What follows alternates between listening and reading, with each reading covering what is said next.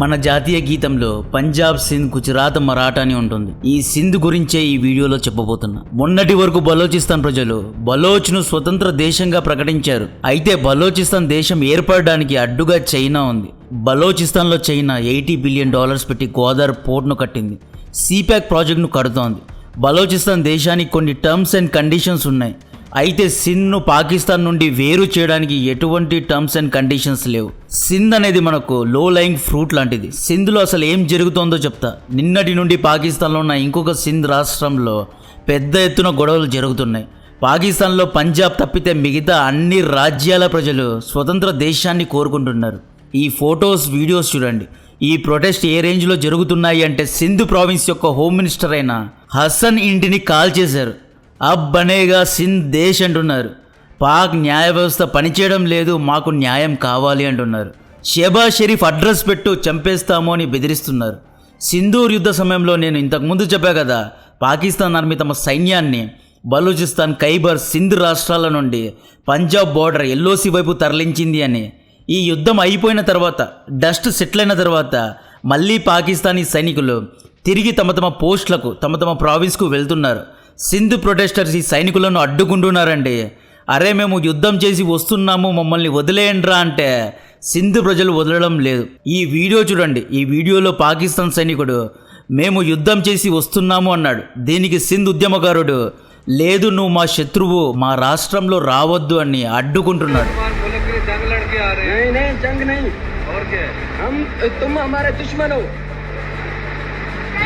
ఇక్కడ చూడండి వార్ ట్యాంకర్స్ను ఎలా అడ్డుకుంటున్నారు. సింధ్ ప్రజలు ఏమంటున్నారు అంటే పాకిస్తాన్ ఆర్మీ సింధ్ రాష్ట్రానికి రావద్దు, ఇది సపరేట్ దేశం, దీన్ని మేము సపరేట్ దేశంగా ప్రకటిస్తాము. ఇక్కడ పాకిస్తాన్ ఆర్మీ వద్దు అంటున్నారు. ఈ వీడియోలో చూడండి పాక్ సైనికుల ట్రక్స్ను ఎలా అడ్డుకుంటున్నారు. కరాచీ పోర్ట్ నుండి పంజాబ్కు వెళ్లే అన్ని ట్రక్స్ను ఆపేస్తున్నారు. భారత్ సింధు నది ఒప్పందాన్ని క్యాన్సిల్ చేసి పాకిస్తాన్లో చాలా పెద్ద ఫిట్టింగే పెట్టింది. సింధ్ నది ఒప్పందాన్ని రద్దు చేసిన ఎఫెక్ట్ ఇప్పుడు స్లోగా అందరికీ కనిపిస్తోంది. బలోచిస్తాన్ ప్రజల ఉద్యమాన్ని మనం కడుపు మండి చేస్తున్న ఉద్యమం అని చెప్పుకున్నాం కదా. ఈ సింధ్ ప్రజల ఉద్యమం రైతుల ఉద్యమం అండి. దాహంతో కడుపు ఎండిపోయి పుట్టిన ఉద్యమం ఇది. ఈ వీడియోలో అసలు ఈ ఉద్యమానికి గల కారణం ఏంటి, సింధ్ ప్రొటెస్ట్ వెనక భారత్ యొక్క పాత్ర ఏంటి, అసలు ఈ సింధ్ ఒకప్పుడు బాంబే ప్రెసిడెన్సీలో ఉండేది, కానీ ఇది ఎలా పాకిస్తాన్లో కలిసిపోయింది, ఈ సింధ్ ప్రజల డిమాండ్స్ ఏంటి, పాకిస్తాన్ సింధ్ ప్రజలను ఎలా అణిచివేస్తోంది అనే ముఖ్యమైన 4 విషయాలను స్టెప్ బై స్టెప్ ఎక్స్ప్లెయిన్ చేస్తాను. వీడియో చాలా ఇంట్రెస్టింగ్గా ఉండబోతోంది. ఈ వీడియో చాలా మందికి చేరుకోవాలి అంటే మీ తరపున దయచేసి 20,000 లైక్స్ ఇవ్వడానికి ట్రై చేయండి. పాయింట్ నంబర్ 1, సింధ్ ప్రజల కోపానికి కారణం ఈ మ్యాప్లో చూసారా, ఇండియా నుండి పాకిస్తాన్కు 5 నదులు ప్రవహిస్తున్నాయి. ఈ 5 నదుల్లో ఇక్కడ కనిపిస్తున్న నది పేరు ఇండస్ రివర్ లేదా సింధు నది. కట్ చేస్తే ప్రెజెంట్ డేలో ఈ ప్రావిన్స్ పేరు సింధ్. అన్ఫార్చునేట్లీ రిచ్ కల్చర్ ఉన్న సింధ్ ప్రజలు పాకిస్తాన్లో ఉన్నారు. ఇండస్ రివర్ ఎక్కువగా ఈ ప్రావిన్స్లోనే ప్రవహిస్తుంది. సింధ్ రాజ్యంలో ఉన్న ఫార్మర్స్ ఈ ఇండస్ నది నీళ్ల ద్వారా వ్యవసాయాన్ని తరతరాలుగా చేసుకుంటున్నారు. ఇప్పుడు గేమ్ అర్థం చేసుకోండి. రీసెంట్గా February 16, 2025 రోజు Punjab province chief minister Maryam Nawaz and Asim Munir ఇద్దరూ కలిసి ఇండస్ రివర్ మధ్యలో 1 కాదు 2 కాదు 6 కెనాల్స్ కట్టి ఇండస్ నీళ్లను డైవర్ట్ చేసి పంజాబ్లో ఉన్న చోలిస్తాన్ అనే ఒక ఎడారి ప్రాంతానికి తరలించడానికి కెనాల్ కట్టే ఒక ప్రాజెక్ట్ను ఇనాగ్రేట్ చేశారు. ఈ ఇద్దరు దొంగలు సింధ్ ప్రజల కడుపు కొడుతున్నారు. ప్రపంచంలో ఎక్కడా చూసి ఉండరు ఒక ఆర్మీ చీఫ్ కెనాల్ ప్రాజెక్ట్ను ఇనాగ్రేట్ చేయడానికి వెళ్ళడం.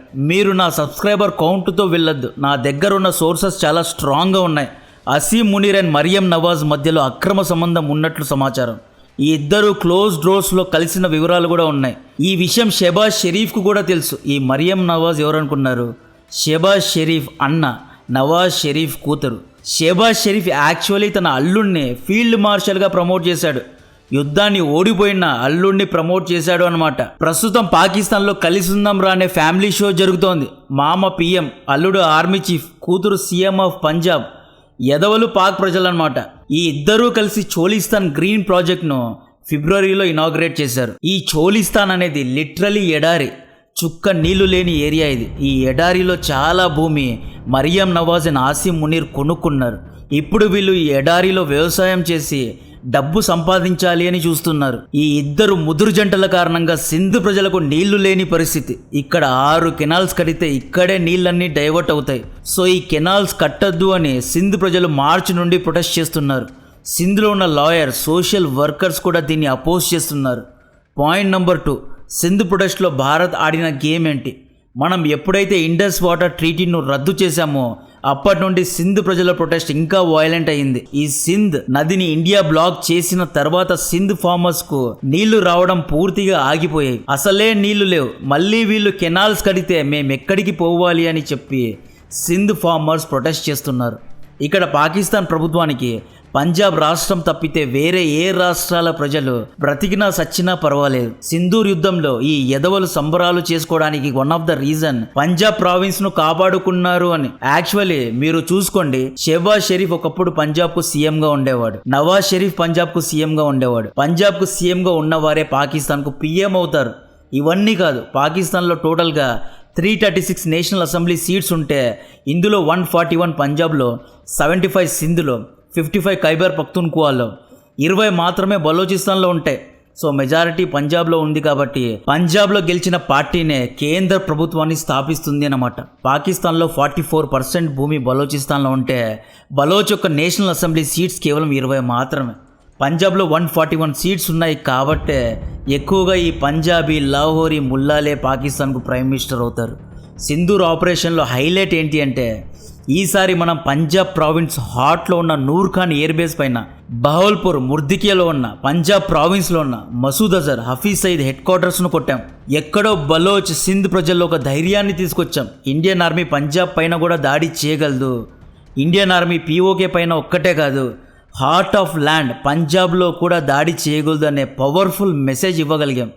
ఇంతకుముందు పంజాబ్ ప్రావిన్స్ ప్రజలు ఈ లాహోరీ, రావల్పిండి వీళ్ళు సుపీరియర్స్గా ఫీల్ అయ్యేవారు. ఇప్పుడు ఇండియన్ ఆర్మీ ఈ సుపీరియారిటీ పైన దెబ్బ కొట్టగలిగింది. మీరేమనుకున్నారు? నూర్ ఖాన్ ఎయిర్ బేస్ను కొట్టడం అంటే పాకిస్తాన్ కంచుకోట పైన దాడి చేయడం లాంటిది. బలోచన్ సింధ్ ప్రజలు సైన్యానికే వ్యతిరేకంగా ప్రొటెస్ట్ చేస్తున్నారు.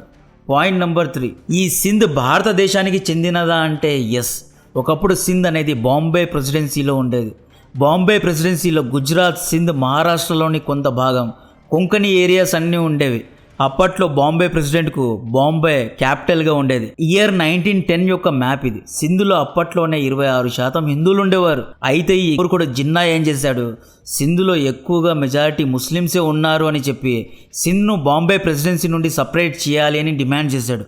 దీంతో నెహ్రూ గారి తండ్రి గారైన మోతీలాల్ నెహ్రూ గారు 1928లో నెహ్రూ రిపోర్ట్ ద్వారా సింధ్ను బాంబే ప్రెసిడెన్సీ నుండి సపరేట్ చేశాడు అనమాట. సింధులో మెజారిటీ ముస్లిమ్స్ ఉన్నారు కాబట్టి మత ప్రాతిపదికన సింధును పాకిస్తాన్లో కలిపేశారు.